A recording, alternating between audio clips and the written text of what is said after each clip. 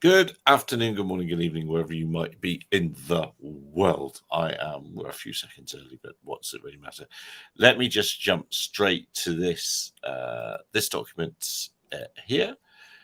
Find your aircraft declaration of compliance.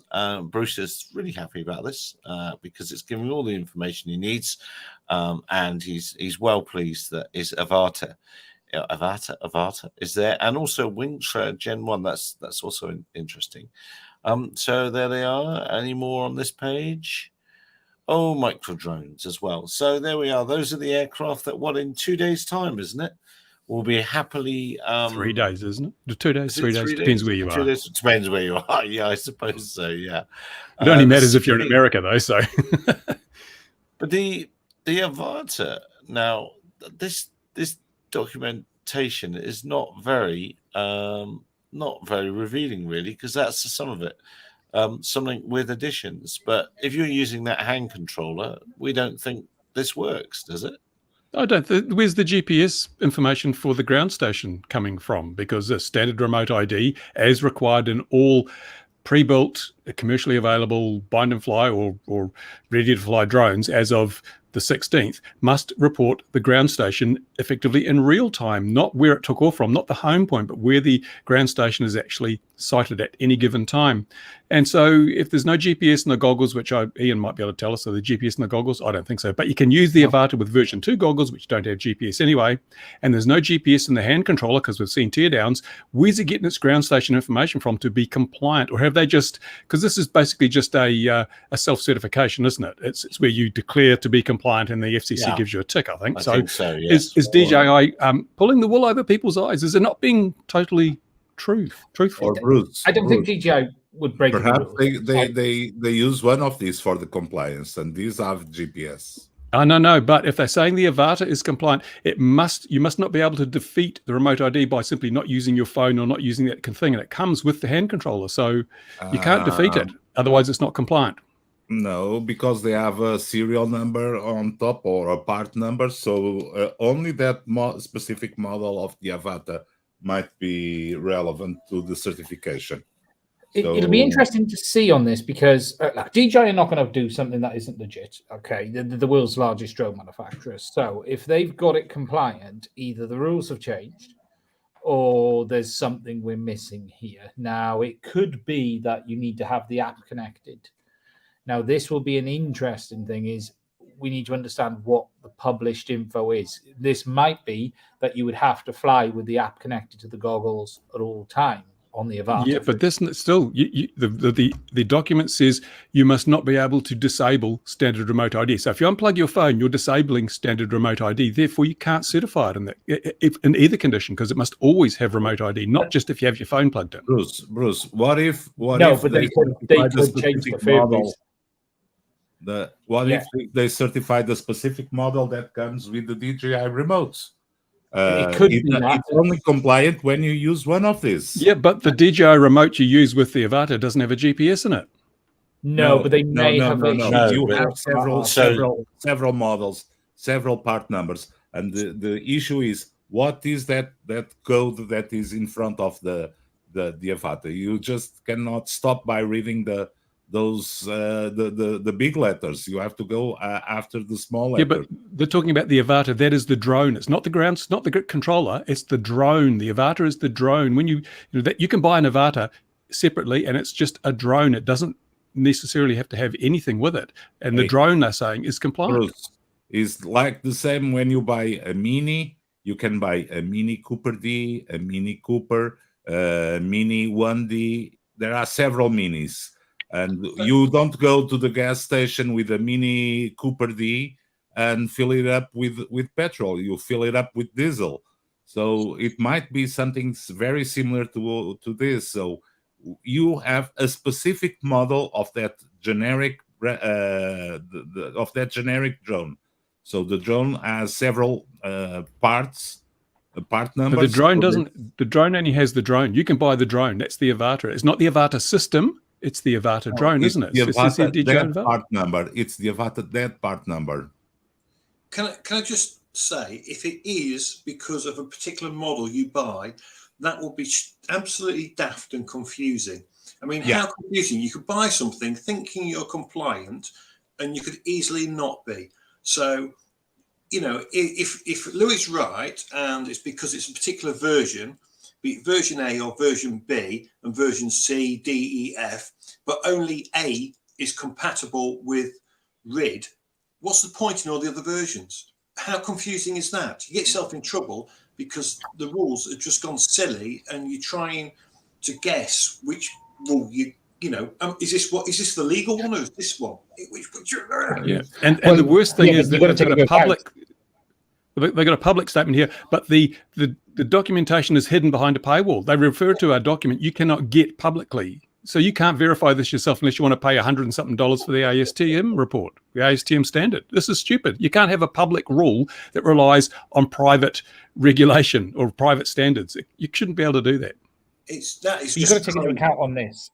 The thing is this, there may be a compliant version which is sold from next week onwards, which you must have the app connected to. They won't be able to sell in versions that won't. So this could be very simple, that all versions after a certain date require the app or the phone to be connected at all times. That may be non-negotiable. It might not be that, you know, they have a compliance from date to configure to. So at the end of the day, what you may find is it's simply either, as Louis says, with the RC Pro, which they'll have to ship with it, or they'll just force a firmware update, which then says on all models after this date, for compliance, you have to fly with the phone attached, or you can't use the drone. Because they don't have a choice here. At the end of the day, this is about being allowed to sell the aircraft in the US. It's not. This isn't DJI's fault. At the end of the day, the DJI will do what they're required to do to comply with the law. They're not the instigator here in the sense of if they want to continue to sell drones in the US, they have to comply, and whatever means of compliance there is, that is what it is. And the whole thing is stupid, though, because if you look at what's happened is we said they'd push out that implementation date from the 16th. What they've said is the implementation date stays the 16th, but we will use our discretion when enforcing. You can't say this rule is totally open to the discretion of the FAA. That just says, basically, we're going to play favorites. We can pick and choose. We can just use our subjective choices to penalize some manufacturers and not others. That is a really, really bad rule. Either the rule is solid and should be enforced, or the rule is stupid and it shouldn't be enforced, or it should be delayed until such time as they're in a position to enforce it. This is ridiculous, outrageous. People should be jumping up and down and banging on doors with us. I think they're just beginning to realize the implications of their position being exposed. But what I wanted to ask the greater knowledge here of you lot is, can we read anything but into the models that DJI have rushed out to get approved? No Phantoms there, look, kids. So they'll have to. Well, I'm not sure. What was the current status of legacy aircraft? They don't have to have a remote ID until next year when they can have a module added to them, a little add-on module. But anything they're going to be currently selling has to have the remote ID built in. New, isn't it? So there we are. Is that the range that DJI are interested in? Stuff the rest. It is interesting that there's no mini series there. Yeah, Mini 3 Pro. Oh, there it is. Sorry, I missed the Mini 3 Pro down the bottom. Yeah. Yeah, it is the A2S. Gary, can you check if the M210s and the M? That's it. No, that's it. That's the list. That's it. Okay, so that means that M210s, M600s, M300s. They're not sold anymore, Louis. Huh? Not officially. They're not current product. Yeah, but we know that, for instance, M210s are a workhorse still in the. But this is about sales and import into the US. That won't. You don't have to actually have remote ID on your drone until next year. This is just new ones. You have to have them out of the box. But existing drones don't have to be compliant for another 12 months. But the M300 is still an available model. And that's why I find it strange not to find it here. Yeah, it was. No, I think it's M30 and M30T. Yeah, exactly. This is what we call planned obsolescence, Louis. No, it's not. It's if you've probably seen the the cutoff dates for support and that, it's quite a long time until the M300 gets a cutoff. The M300 will probably be added. It's probably not made it through yet. They'll probably have that by the time. It doesn't need to be added though, unless they're still selling it. Yeah, the M300 is still sold. She's a current model. The M210s are gone in the sense of they won't do them because they want to push everyone into the 300. I'm surprised the 300 isn't there though. Louis is right. The M30s are very different aircraft, but then DJI might be tempted to push people into the M30, or we're about to see the M300 end. There's a very simple reality. We may see the M300 come to an end, and there'll be a new version of that. Yeah. Oh, Taste Tiger. Sorry, 91% a good old discretion method, a favourite in Australia for accurate legislation. Yes, it probably is. Yeah, it is interesting when you look at this. Tiger, I understand now. What's also interesting is there is nothing from Horizon Hobby here. Well, yeah, there was that great idea that Horizon Hobby won't let this happen. Oh, it'll be all right. They'll have sorted it out. They'll be ready. All these people saying that. It's like, what? They won't even have been looking. No. There's nothing here for Mortel, interestingly, so far. No, although they have mentioned it in their forums, and it's interesting micro drones is there. But of all the American, where are all the American manufacturers? And with Skydio. Where are they all? With Skydio. Skydio have said they're compliant, but I don't see them on the list. Is compliant. No, I'm more concerned of not being there. The new free fly drone, the small, the baby free fly. That is something strange. But come on, this is just a V1 of the list of drones. Yeah, remember, there's a lot of coffee to be drunk before they update this. Yeah. There's at least 8 pages of a spreadsheet to go back on. Yeah. Well, it'll be another one. It'll be another one of those things where stuff, trickles in like they did when they were putting their registrations together and pilot numbers. So what I'm going to click for you, Gary? What does it show us? What is under the thing on this? Because I haven't clicked nothing. Yeah, basically nothing. So these serial numbers probably mean something to that's interesting. That's interesting. Can you do that on the avatar, Gary? Can you click on that on the avatar? I can do that on the avatar. Not anything for you, Meow. Do you have your serial number, Gary? Ian? No, I don't. I'm away. But that looks like. Well, how are you reading that? If you think that's interesting, I might be able to get my serial number off one of my own videos. I might have to go and have a look. That's a range, obviously. So it's that first bit, isn't it? That is the model definer, probably the specific thing. Yeah. And then the rest of it is the serial numbers for that model. So, we should find out from Americans what that number is. Is there anyone in the, or do we have a viewer? Is there anyone watching yet? If anyone's watching and they do have an avatar, perhaps they could have a look for us. Yeah, what's their serial number? Yeah. But I mean, this tells us very, very little. How do we go? I'm just intrigued if mine is in that serial number range. Let me go and have see what I can find out. I wonder why they made the Mini 3 Pro. One. Why did they make that standard remote ID compliant? Because it doesn't have to be. Sub 250, yeah, sub 250. Unless you're operating under 107. 107. Yeah, it might be 107, yeah. But is there a Mini 3 or is it just a Mini 3 Pro? No, they think there's a one coming. It hasn't released yet, but the belief is it's coming shortly. There's only a Pro as of today. Yeah, I find that an interesting list, and we will watch it with interest. Well, no, not. Where's the Flame Wheel 450?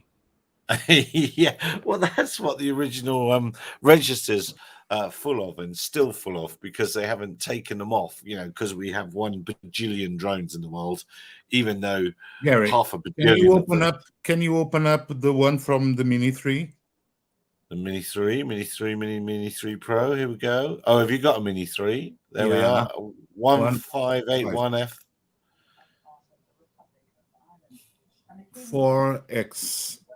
F, yeah. 1581 Fox 4X Fox. Yeah. Yeah. I have a compliant drone. So yeah, because the rest of it's all zeros, isn't it? So that would basically No. It has a serial number afterwards. Yeah. But I mean, yeah, yours is after that. This is that then. So if everyone starts with That's the range. 158, 1F, 4XF, then everyone will be compliant. So all we really need to know on the Avata is if they're all on that starting date. The starting number, Yeah. Let's see if we can find one online. Avata. Don't worry, I got mine here. Go back on the Avata. I took a picture of it when I registered it. Oh, you see, that's Hey, a sort of very thorough, isn't he?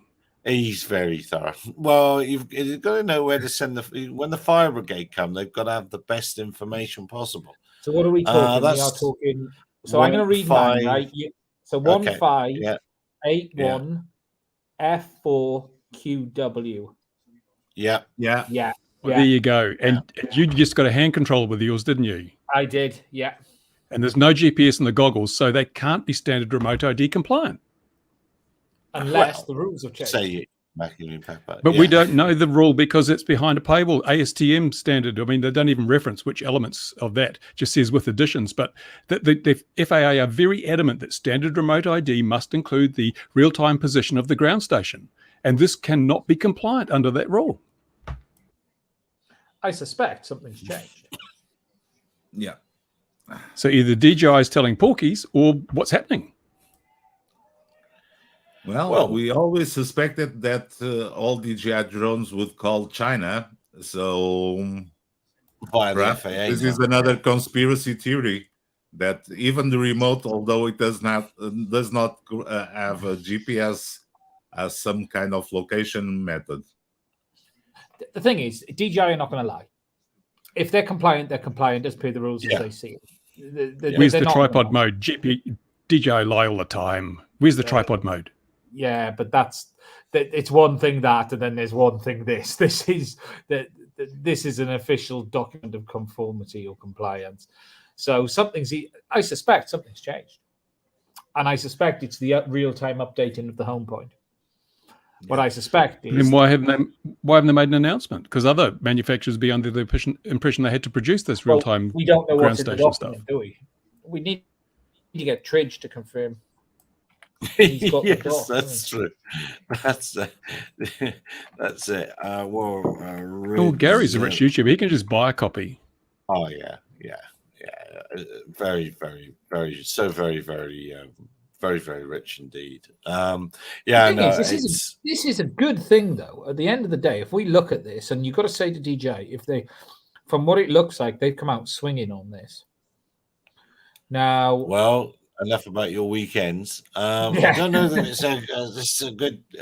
Why do you think it's a good thing? It's good news for consumers. You can continue to buy a product. That's a good news for consumers. But they drove this. They drove this standard. They drove the ability to. DJI were right behind. But it's coming. Regardless if anyone likes it, it's here. Just like there's a speed limit on the road, or there's anything. Regardless of what we think about it, it is law. So we've got to have. Well, yes, it is. It is in America, but don't forget that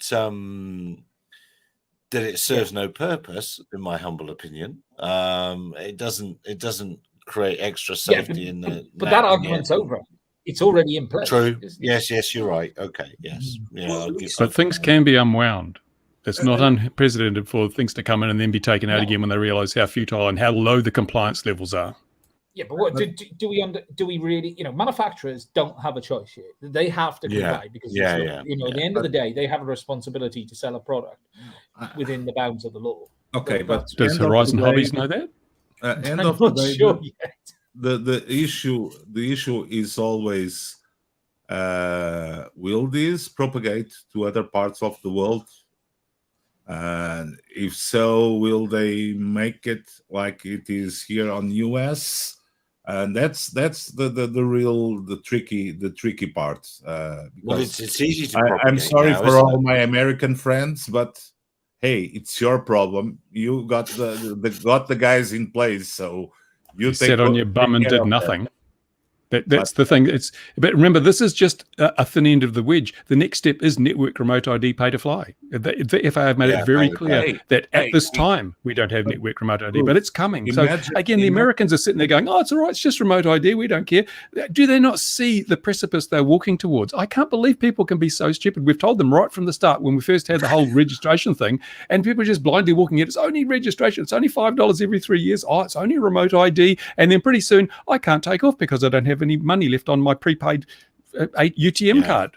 But the thing is, how do we see this thing propagating to other jurisdictions? Because DJI will just make it stuff. It's just be a firmware update, and they'll say in passing. No, Gary. Will the other countries, for instance, Europe, will we take this? I'll tell you what will happen. Are they testing the waters? I'll tell you what will happen.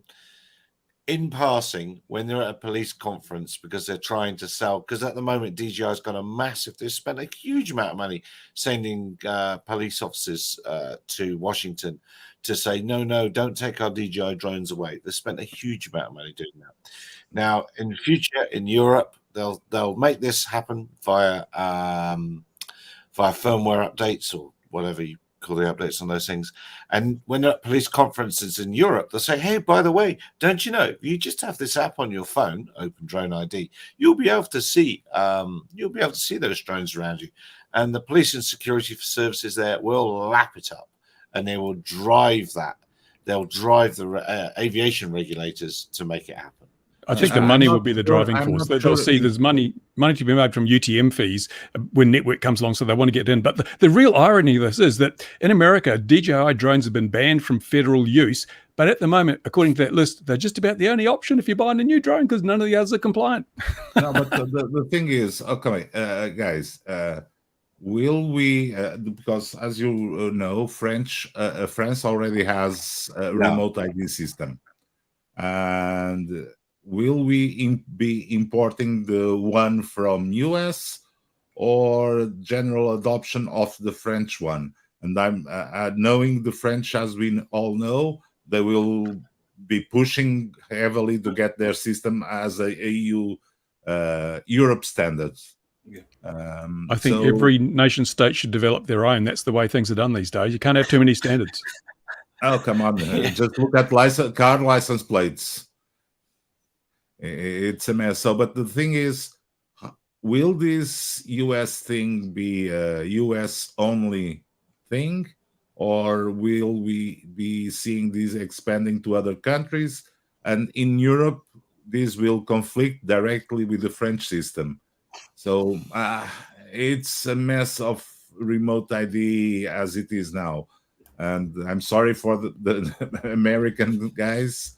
Sorry, guys. You put them there. It's because they're charging it like a bull at a gate. No one's done any proper thought or preparation or planning for this whole thing. Oh, we've got to have remote ID. Let's do it. Let's go to ASTM. Let's use the French standard. Nobody's planning this. It's just a complete dog's breakfast. When you put stuff in too soon, like they did effectively ADSB, look at that. I mean, that's so out of date now that it's, the technology could be better. 30 years. Yeah, I mean, like, if they'd waited 30 years, we could have more address space with ADSB. It'd be great. But I mean, this whole thing has been so badly planned that the fearmongers have said, we've got to have this or the skies will fall, and we don't need it, we're not ready for it, and the result, we get this hodgepodge of standards which are incompatible, and the result is nothing like what's promised. It's not particularly unusual though. I've seen a lot of legislation coming over the years with varying things, from the electricians in the UK to the gas legislation, all of this stuff. And it always starts a mess. It always starts like this. I remember when the rules in the UK came in that every electrician, for instance, couldn't work on a consumer's property without the qualification that you couldn't actually go and get. And look, this isn't particularly unusual. It's the first time we've seen it in the drone industry, but it's, if you're flying something that's non-compliant tomorrow, what's on retail shelves in the US? There's a day where stuff on retail shelves will or won't be compliant, isn't there? That day is going to happen. There's something today. Today there's no requirement. Tomorrow it is, but the sky's not going to fall. People will still be able to buy it. the real problem here really is what effect for the hobby in a longer term. So when stuff has to start coming in via containers, how far is things going to get checked? Because, you know, Hobby King obviously suffered their problems and stuff started getting seized. And like, I think DJI have laid their path fairly straightforward. It is the likes of, as we were saying there, Horizon Hobby. They've really got to figure out a path forward on this. And is this "I'm not going to bundle the receiver" lark going to be accepted? Because I've been told pretty firmly it isn't. That this whole game of we're just going to sell it without a receiver isn't going to cut the mustard with the people in charge. This guy you're saying everything after 16th will be built with a remote ID as required by regulation. But again, they're not on the list. So no. They haven't built anything after the 16th yet, have they? So yeah, they don't need to be on the list. True enough, but surely you'd have to be compliant before the 16th. You can't say because DJI haven't built anything after the 16th either. After but they're the on the 16th list. either, no, and they're on the list. Yeah. But I think the worrying thing for me is that they're going to say, "Oh, we're not getting high levels of compliance, so we're going to mandate that all flight controllers or all some part of a home-built system has to have this built in. And unless you have the built-in remote ID, this component's not compliant. And if you sell it, you're subject to fines like Hobby King got." This is the concerning thing, that they want this massive level of control and compliance. They're not going to get it voluntarily, so they're going to force it on people. But how far is it going to go? Look, if we look at, I'm going to play a counter. I don't know. I'm going to play counter argument here, Bruce. How many FPV VTXs and log, your favorite, you're the best, how many of them are sold that are actually legal, right? Oh, they're all legal somewhere. They're legal that's slightly different, though.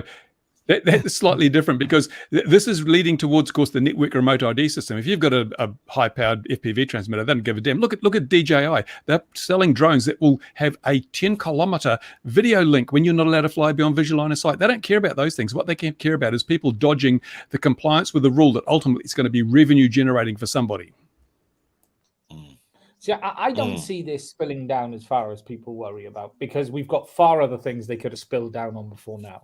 You know, you've got the radio stuff. You know, okay, they went after Hobby King, but they were doing some pretty silly stuff with regards to the frequency bands, if I recall, wasn't it? That was when they really started upsetting people, is when they started drifting down the 5 gig band a bit too far.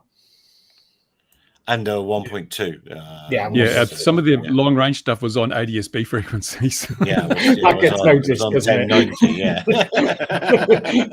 But you know what I mean? You know, that aside, yeah. Yeah, apart from the fact that they're causing problems, but no, you know, my argument, you know, if we're going to look at, okay, are they really going to start forcing, and is it going to affect the hobby? It might, but there'll always be a flight controller you can import from China. The hobby will adapt. You know, more than anything, this is about off-the-shelf product. This is about Jim, who's never had a drone before, picks it up, goes, flies, and does it next to an airport. That's what this is exactly about. This is the thing that really annoys me, though, is because why is the hand-built balsa and film 250-gram RC Piper Cub, why is it wrapped up in this mess? It shouldn't be anywhere near. We shouldn't need remote ID for a model that you build yourself and you fly in the local park at 251 grams. There's no reason on God's earth why that should have to have remote ID. But so why are they building it in? Why have they not taken the sensible step and said, this is for store-bought drones, and it's for, you know, if you're home building your stuff and it's a traditional model, you don't need remote ID. That's what a free is for, though. Well, yeah, but the problem is free. SF Drone School said, as SF Drone School said, yeah, where are the CBOs? Who are the CBOs? And even once CBOs are appointed, if you've got yourself a lovely 50-acre farm in Kentucky, and you build yourself your little balsa and film 251-gram Piper Cub, you're not going to be able to get your farm allocated as a freer, because only CBOs and educational institutions can do that, and they're not going to give you freer access for your farm. The FAA won't approve it. So it's not just use a freer. It's like, where's your basic freedom to fly your little toy plane on your farm legally without remote ID? It's ridiculous. And aren't they keeping that idea that so the freers on the day when they finally announce it, that's it, right? These are the freers. That's it. Boom, finished, done. You can't have any more. That's the ones. No, they've changed that. Have It they was going to be changed that? 5. Yeah, they've changed it so they will be able to get new freers, I think. But even the whole freer thing is stupid. Let's say you want to have a model display at a venue which isn't a freer, and it's a weekend, and you want to have models flying, demonstration flights or a drone race or something. You've got to get a freer status for that before you can do it without having to have remote ID on all the models. And if most of these people are used to flying at a freer and they need to fly in another area, how's the FAA going to organise that? Temporary freers. I don't think that it'll be possible to do it. There's so much that they haven't thought about because, as I say, it's not planned. It's not properly structured. They haven't organised anything. It's a dog's breakfast. They couldn't organise a fart in a bean factory, these regulators. The only country in the world with the LANC system is America. Nobody's rushed to copy that. No. That's another dog's breakfast. Yeah, this might not spread as bad as we think. If we look at the UK's kicked back most of its regulation now. I don't see the UK being in any rush now to bring anything more in. There just doesn't seem to be a great need or problem. We had that big push on registration, which we've all, I'm registered and many of us have. But even me. Oh, even you. Yeah, even me. But I don't know. I'm not convinced the world will follow. I was very disappointed with the EASA publishing a little piece this week about how good all these new rules and regulations are for error modeling, and the opening gambit of that was error modeling has been around for at least 100 years. So I had on my favorite thing, LinkedIn, where I annoy people. I had to say, actually, it's been around a lot longer than manned flight and a lot longer than every single regulator. So wind your neck in. But the 11-year-old me, with my parents both working as they were in the school holidays in the summer, would not have been able to go out if it was in place and fly an RC glider off the hills or at the back of our house. I would not have been able to do it as a child. And the 11-year-old, 12-year-old, was it 13, isn't it? Everyone's worrying about rules in America. None of us live there. It's true. It's because I think it's just because what it might bring to everyone's door, Anthony. But the EASA stuff is where Anthony is. I think he's in Germany. It's just wrong. There's no reason they should be touching model aviation or have anything to do with model aviation. And it's such a tragedy that the hobby itself hasn't pushed back at all, in the least. I mean, the AMA has jumped on the bandwagon. Oh, we can get a special privilege, a freer. Let's support this. We're happy about this whole thing. No, not everybody's an AMA member. Not everybody wants to fly or has the privilege of going to a flying field and flying their models. As Gary pointed out, if you're a kid and you don't have any adult support, you might just want to be able to go and fly a radio-controlled model plane in a park somewhere without risk of getting prosecuted or having some Karen come up to you because she's got you on a phone. These things, they're destroying the hobby. I was talking to some people on the weekend about how little young blood there is in the hobby now. It's great. It's always been an old man's hobby to a degree, but a lot of the clubs don't have any junior members. None. When I was a kid, about 50-50 between junior and adult members. Now there's nothing. And they say, it's because kids have got PlayStation and the internet. But no, it's simply because it's just becoming too mired in red tape and there's too many negatives and there's too much risk from a parent's perspective. We just got to change that. Otherwise, the hobby's being crippled and nobody seems to give a damn except me and Gary. Yeah, well, I don't fly anything at school because it's just too hard with the children. It is just even in South Africa, it's just in the too hard bucket now to bother with. So rovers, but it still would be. You can ignore remote ID and all of these rules. You still wouldn't easily do it at school. Health and safety would just instantly propeller turning. Sorry, Gary, you can't do that within 200 yards of a school. That's going to kill. That's why you should only fly pulse jet models at schools. Part of the problem isn't remote ID is just one element. The problem is the world we're in the sense of you can't just do things that we used to do in the past. You can't send a kid down a park on his own because everyone's afraid he's going to get abducted. That the world we're in today is very, very different. That's the problem, isn't it? It's not just about. I don't think it's that substantially different in South Somerset. I reckon that child could still go up the hill at the back of my parents' house and fly. I think we've got to be careful of overs. Call of Duty. Exactly. That's the problem. The problem is today, the world is full of namby-pambiness. You can't. the kid going to the park by themselves. We used to do it. I used to go out when I was little, younger, get on push bike, cycle to my mates, over a kilometre away, hang out, and then cycle back in the dark. You used to have to do it. Model flying, we had one club member teach a 5-year-old to fly at a model flying club. Today, under the rules, I don't see how that's technically possible, especially in Europe, mainland, in YASA world, because they're so far up their backside on. They even put an age limit on it, like you've got to be like 14 or something. It's ridiculous. The reason why kids learn when they're younger typically is because their granddad takes them to a flying club. They see them flying and then they want to have a go themselves. So then the club instructor will get the club trainer out and you'll teach the kids how to go. And, often enough, you'll find that the kid will stick with model flying up to about 18 or 20. They discover girls, they disappear. Yeah, they get married, but they come back to their hobby when they get older. So when they hit 60 and they retire, that's why there's this big generation gap you find at model flying clubs. It's either you've got a couple of young people, but then it gets to the age where most of the club get 60 or 70, and you wonder why. It's because, well, they've retired, they've got the time, they like the building, and they come back to the hobby. But yeah, the hobby is unique. Yeah, but this isn't unique to the hobby. My username comes from what I used to do a lot of, which was fishing. It was exactly the same in angling. With the youth entrance is tiny. The problem is these days kids have so much to distract themselves without even leaving the house. Sorry, they don't even have to leave the house and have enough things to do. If your kids lost your house while the parents are out, right, you shouldn't be gambling anymore, right? But the reality is, it's not regulation. It's competition. There's so much for people to do. But I think regulation is causing a problem, though, because many of the people who would be there as mentors for the young people are hanging up their models and saying, it's all too hard for me now, I'm not interested. And Mark's right about namby-pamby. I miss those knife juggling sessions with my friends in the school playground. It's just not the same. Well, health and safety. The worst thing is health and safety. So everyone gets it. Children dying was good.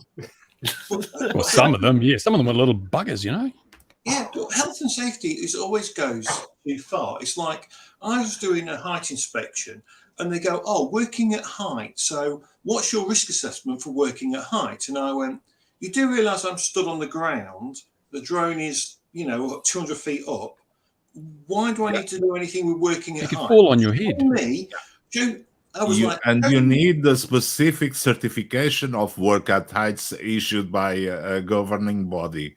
Yeah, and I was like, you can do one because I'm not doing that risk assessment. The drone's up there, not me. I'm on the ground, therefore I'm not working at height. I says, so you can get over yourselves on that one. Hey, you're missing the electrical shock certifications that you have to be compliant with the electrical shock thing. Don't forget the first aid. What else? Oh God! Tell me about first aid. Yes. Go on then, Louis. Tell me I've got to wear a hard hat while flying a drone on a site. High vis. Yeah, and clipboard. Essential, so you can bat them away with your clipboard. You see, I always find the hard hat thing really funny. Don't even forget. I had to buy specific pants because of electrical risks. Yeah, specific. Do they have replaceable liners, Louis?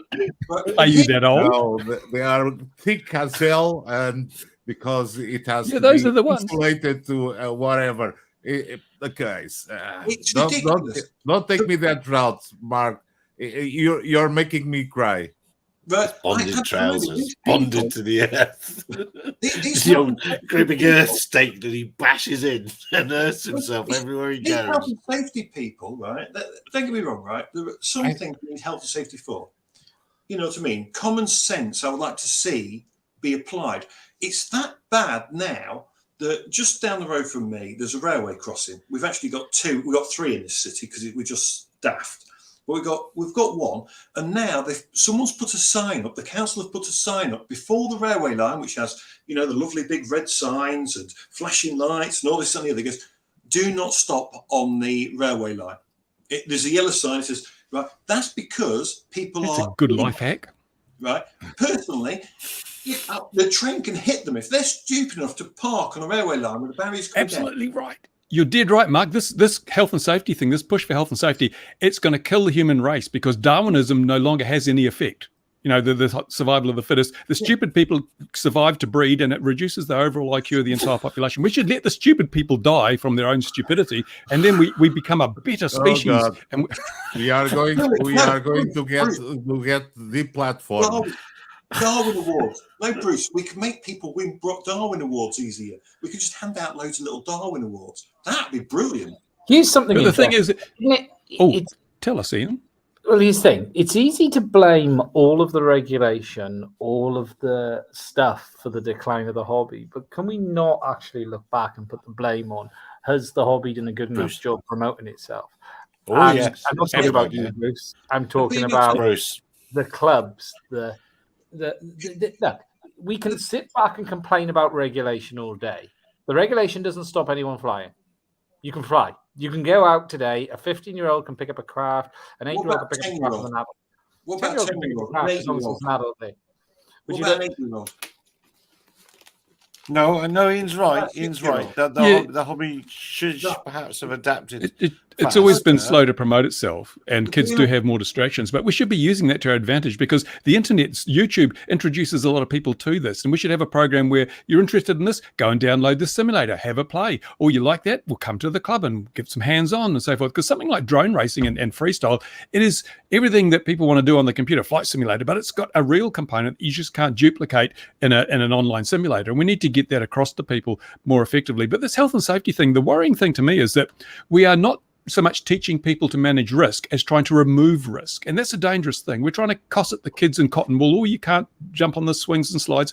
But what we need to do is show them. That's how we learned. We hurt ourselves and we learned. We don't do that again. But the teaching just from an academic perspective, or this is dangerous, do your risk assessment, I don't think it's as effective as letting kids experience risk for themselves and see that risk carries a penalty from time to time. You know, I don't mean let them kill themselves, but, you know, when I was younger, my daughter was young, I used to get all paranoid when she'd climb up on the jungle gym, you know, at the local fast food restaurant. And my wife said, "No, let her climb. She'll fall down. She'll hurt herself. She won't do it again." And it's exactly what happened. She had a little fall. Oh, and she learned to be more careful. But if you cosset them all the time, when they are exposed to risk in the real world, people don't know how to handle it. And that's when things go wrong. It was a long 8 weeks in hospital, though, Bruce, wasn't it? You know, it just. Can I just add? Here in the UK, the BMFA actually does promote hobby flying. So over 700 model flying clubs, all of them, the BMFA is there to help them to go to schools, to have schools come, you know, have kids come down to their sites and stuff. They do like a kit that they supply, you know, just with planes and stuff, foam planes. The BMFA actually has a lot there for clubs to be able to promote the hobby and everything else. And in the model flying world, you know, but then when it becomes to drones as well, it's a little bit different. But yeah, you know, they supply little planes that you can chuck and stuff. So the BMFA does do a lot of good, actually. It does promote. However, when the YASA rules started to appear, the BMFA was I believe, shunned to a degree when the BMFA was going, hang on a minute, what about, we've been able to do this for years. And basically the CA was just going, means nothing. Means nothing. You know, the BMFA was kind of put in its place where it no longer had that friendly bridge with the CAA. And that's had to be rebuilt, as I understood it, for a while. I could be wrong. But, you know, there was a bit of a story somewhere where the regulator and the BMFA were not exactly on the best of terms at one point. We better dive back to that drone thing because we've got like 15 minutes left. That's what it's supposed to be about, not monitoring. But I think my big thing with it, I suppose, is it's the talent isn't going to go, well, let's not do that one. Let's do not that one. Stop sharing. I don't want to stop friends. Pick the right one. Pick the right one for a change. Well, I thought the remote ID stuff's very interesting. You know, at least we're not going down that road. Well, at the moment, I think this is a absolutely suicidal move by Ag Eagle to bringing the Amica Sense Measure and Sense Fly into one brand. I don't know if you saw that or if you care, but yeah, I think that's a crazy move, and that has just become a generic wing. I don't think they should have done that. I don't know. Louis might have the best thought on that. Am I just talking nonsense? Come on. I mean, I don't know. I really don't know, because if they are to operate as independent entities, it's just a matter of saving up on the admin. But how do they integrate everything? I know that Measure used to offer a very large quantity of drone services in US. I don't know. I just think they've lost. I think there's for the Sense Fly part of it. There's great brand awareness of those Sense Fly wings. Yeah. And just to call it an Ag Fly wing, people are going, "What's that?" That's my take on it. I just thought that was what I thought this week was a crazy thing to do on their part. Now, what else has happened this week? Where are we at with? There must be some news in FPV stuff. There's always news in some new transmitter. Some new scandal. Some goggle doesn't connect. Some other thing.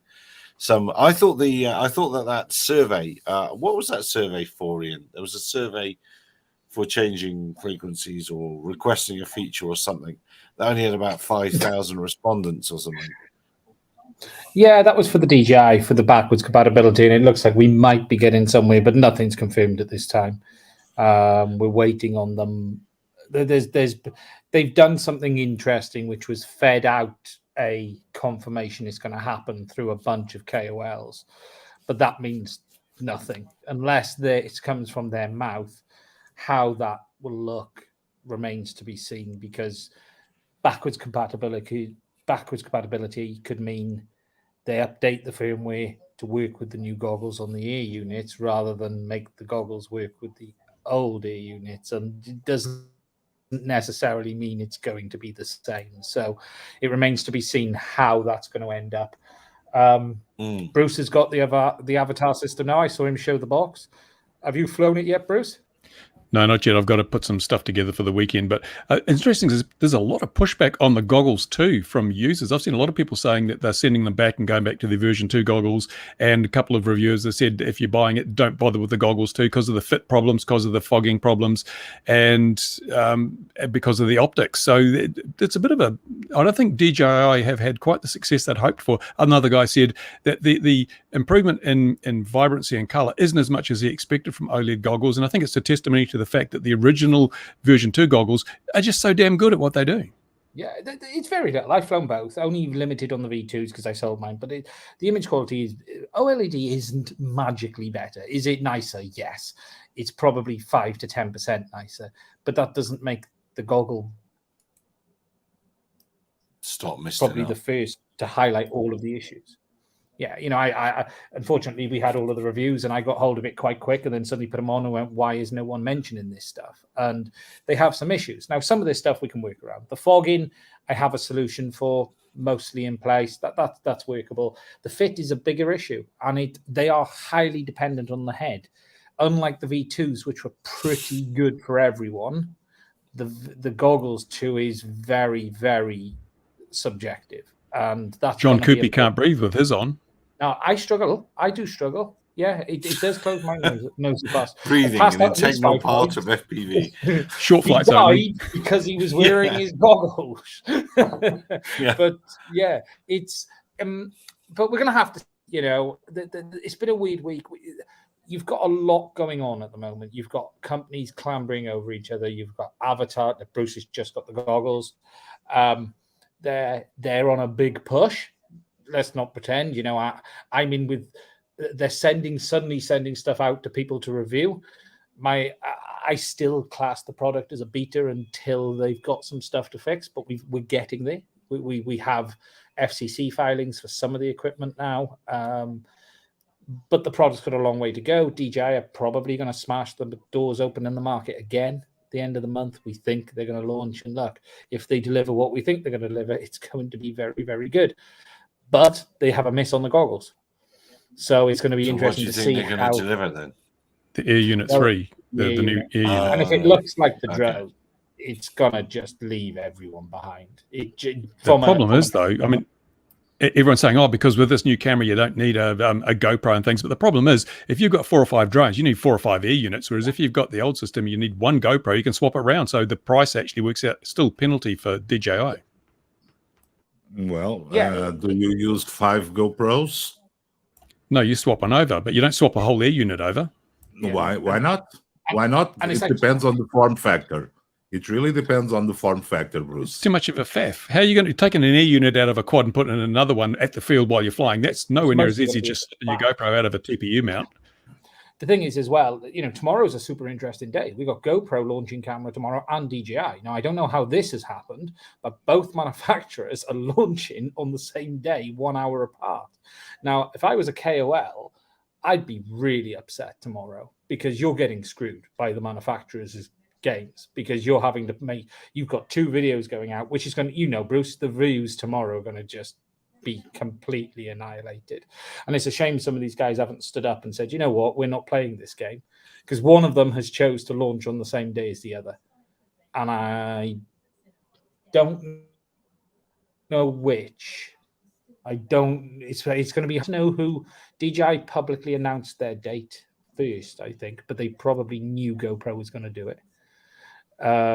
But yeah, there's a lot of stuff going on, and there's some stuff I'm hearing which is a bit unsavory, which we need to. I'm investigating at the moment, and you're beginning to get a bit more tribalism in the industry again, because of people are seeing benefits to using certain equipment, and you're getting manufacturers suddenly sending stuff out and suddenly sponsoring pilots, and you're getting a lot of that. And there's something I've been shared which alludes to a manufacturer is sponsoring pilots but asking that they don't say anything publicly and stuff like this, and it's all getting a little bit messy.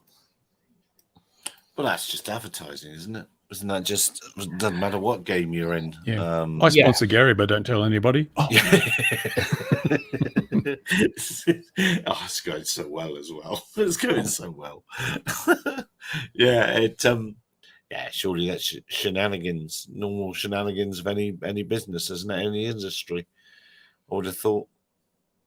I mean, why do you think it's a bad thing, Ian? I don't know, not quite. Well, if you're going to say to someone, we want you to post loads of content about this, and we'll give you a benefit for doing that, but we don't want you to tell anyone you're receiving a benefit for doing it, then that's bad for everyone.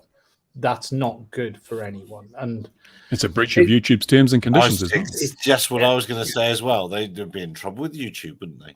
And this is the thing, there aren't many review channels out there as open and honest as Bruce. I try to be as open and honest as I can, and I think I make it probably crystal clear today than I ever have. I say it twice in every video, at the start and at the end. If I've had it for free, I make it clear. And the problem is now you're going to start to see people go, oh, this is great. And I'm flying this all of the time. And the reason they're flying it all of the time is because they're being given a kickback for everyone that's being sold. And that's when it gets messy. Yeah. And it's a shame manufacturers are promoting that as well. That's the shame. But at the end of the day, so you can't really get away with that these days, because if it is rubbish, it'll soon get out that whatever it is rubbish. Yes, and it will compromise the pilots. It will compromise the people. Yeah, you won't. If you want to play that game, then you won't play it many times before you're found out. I'd hate to see RC Sailor's independence questioned. HD Zero goggles out soon, Ian. When are the HD Zero goggles coming out? Yeah, it's going to be before Christmas, but they are a little bit delayed. But it is still before Christmas, but he's a little bit behind. But Christmas, that seems like a million years away, doesn't it? It'll be just around the corner. So the next DJI stuff is their Christmas releases, then, is it?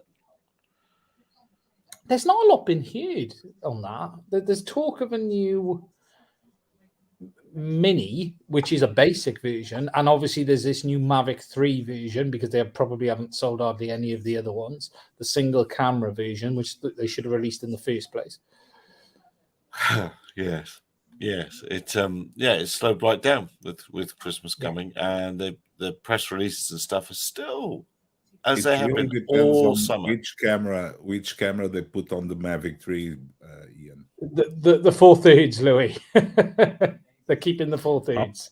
I'm waiting for the analog version. Well, they're going to have a global shutter one, aren't they, soon? I don't know. I think it's. There are people who are now saying the newer cameras are good enough to not need it. Yeah. Okay. Oh yeah, right. Ian. You know better.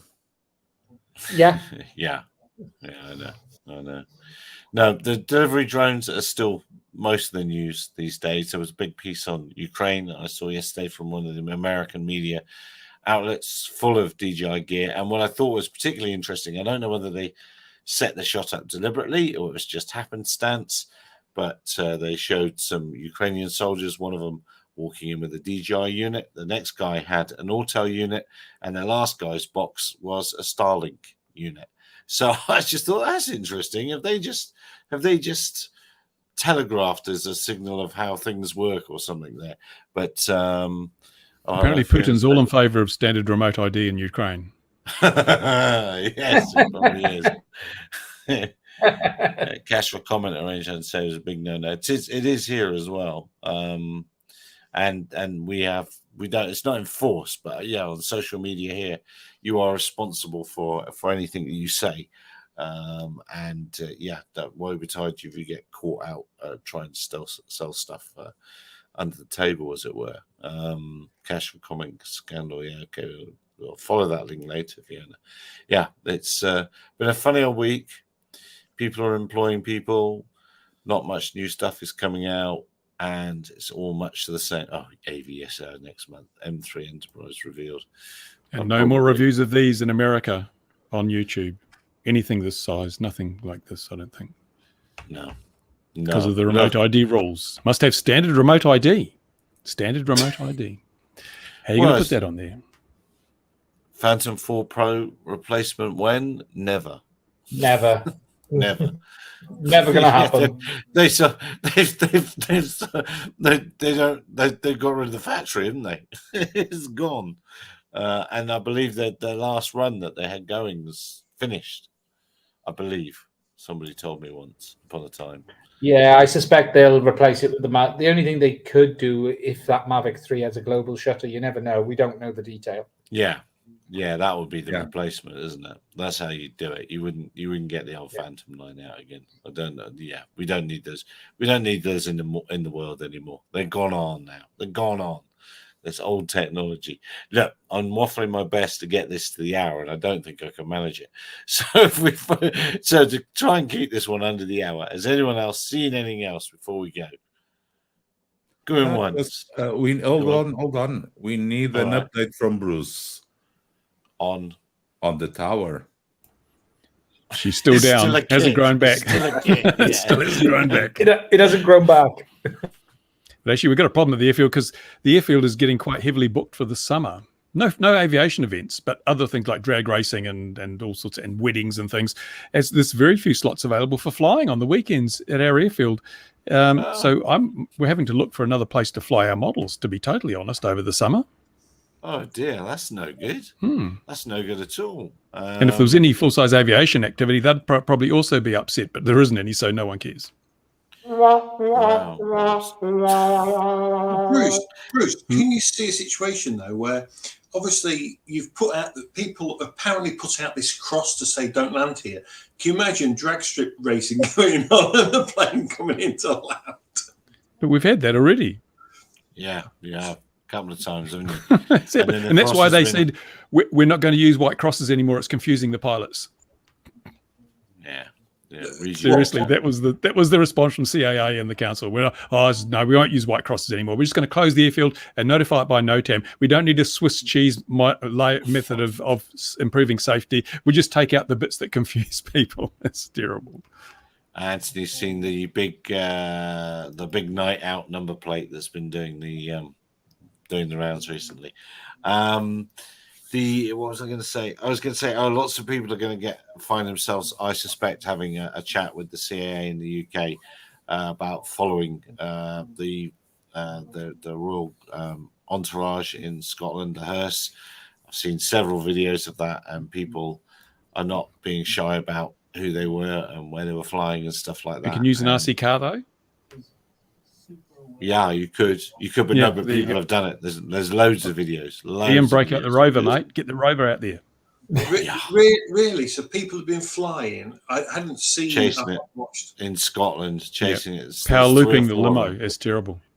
Chasing the limo in Scotland with both the police and media helicopters over the top as well. But wasn't there a temporary no-fly thing issue? Absolutely Absolutely Yeah. there was.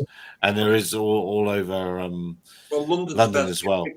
Yeah, London's about to be a big one. Yeah. So, but it's kind of obvious, isn't it, that was you don't need to have to look at your NOTAMs to think that's probably happened. So, yeah, I guess you can check common sense. And there's less of it around these days, isn't it? Look, we've gone over the hour. So with that, we're searching for common sense. Going once, going twice. Dear viewers, see you again next week, 2100 GMT, where we shall talk more nonsense. Look after yourselves wherever you are in the world. Be careful out there. Cheers for now. Bye-bye. 1 button, 2 buttons.